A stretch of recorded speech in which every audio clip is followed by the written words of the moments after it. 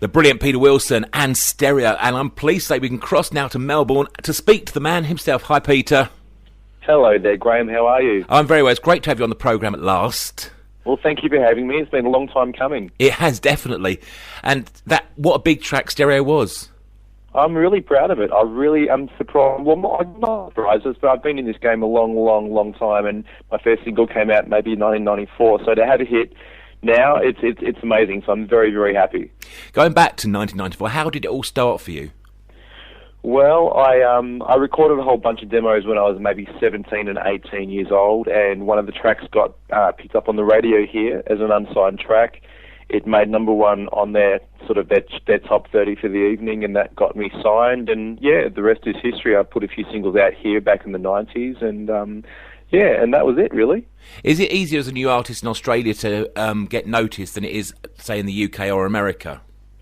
Well, I've not released anything in America, and I've not really attempted to, I don't think. So in Australia, back then, I guess I was in the right place at the right time, so I did find it quite hard to get major deals, so I went through a small independent label, which is a dance label, and it seemed for an eternity that it happened, but I finally got there. But yeah, it can be quite hard.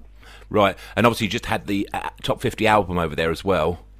I did, yes. Stereo went top 50. I think it was number 48 on the iTunes charts, and I think that I think I did an 80s style album, and I think with working with the boys from PWL, it's funny, they've always had a hit factory type approach, and they've had a lot of the stuff they touch just turns golden, so they certainly, I think they had a lot to do with my album doing so well. With the album, I mean, every track could be a single, really. I mean, it's just a brilliant album. Oh, thanks. Thank you. I'm really proud of it. I'm really, really dead proud of it. How do you actually choose which ones you are going to release as singles and remix and things?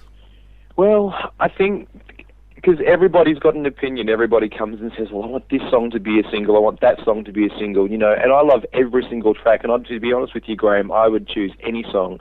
I'd be happy with it. But at the end of the day, the label actually, Energized, chose Stereo as the single, and so we went with that.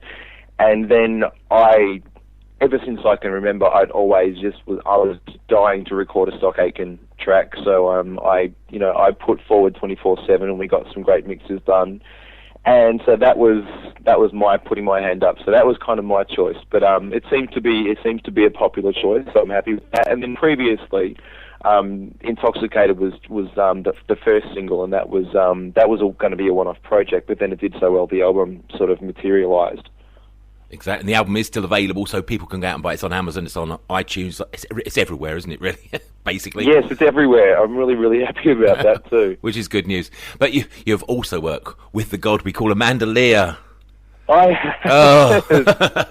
Well, I'm really, really thrilled. A couple of years ago, she wasn't doing, she was doing sort of, I guess you could say, jazzy-type albums. She was acting. And as a long-time fan, even as a child, I had this just ambition to work with her, and I kind of, my sort of little cocky self said, no, I'm going to write her a song that sounds like her old stuff. And then a couple of years ago, a colleague from the UK helped me get sort of in contact with her, and we ended up writing an album for her, and that did pretty well in France. And right now, we've just done the next single, and that's I Don't Like Disco, and that's a top 20 in Italy, a top 30 in France, and I'm just amazed at how well it's done. I think it's her first big hit in a long time, so of course I'm happy.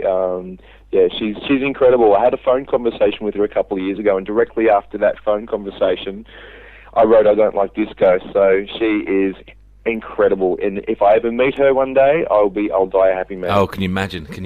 I would love it. Well, I'm coming to England next year, so maybe I will get to do it. Oh, that would be wonderful, wouldn't it?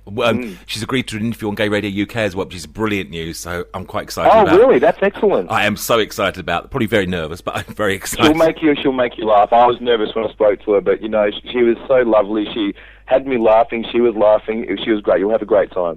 Well, let's listen to that track right now. This is I Don't Like Disco. The brilliant Amanda Lear, and it's just such a great track, isn't it? It's just so good.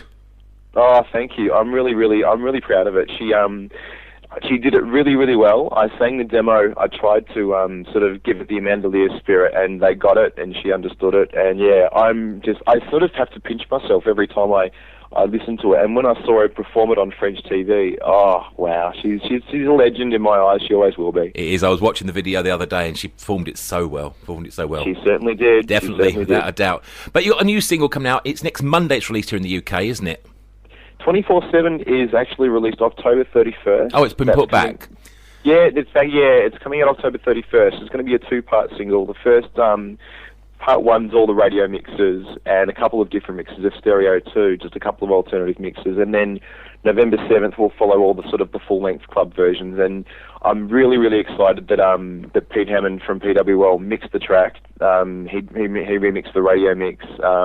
It's actually produced by Dave Ford and Ian Curnow from PWL. It's a Stock Aitken written song, so I don't think you could get more PWL if you tried. You definitely could. And what was it like working with them? I mean, me and PWL, we go back years and years. I just love PWL. I mean, amazing sound. Well, I'll tell you a little thing. Myself, I was about 16 years old, and I would constantly, from Australia, mind you, like they had no idea who I was. I was a nobody. I'd be calling PWL demanding and begging to be signed. Of course, it never happened, but Pete Hammond was nice enough to talk to me. He talked to me a lot of the time back then when I was a kid, and he treated me like a real artist, and that was great. So he remembered me over the years, and then Dave Ford remembered me over the years, and then all of a sudden I sort of put it to them, would you consider working with me on an 80s project album? And they unbelievably agreed. So they were great. They gave me a lot of input. They listened to me as well as delivered very quickly. And a lot of artists that have worked with Stock Aitken Waterman will say they deliver really fast, and they just churn it out, and they do.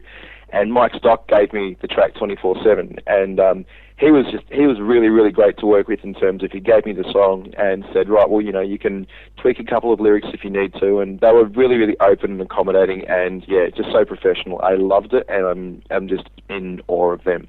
And I think it's going to be even bigger than stereo if that's possible. It's going to be huge, I reckon. Absolutely love it.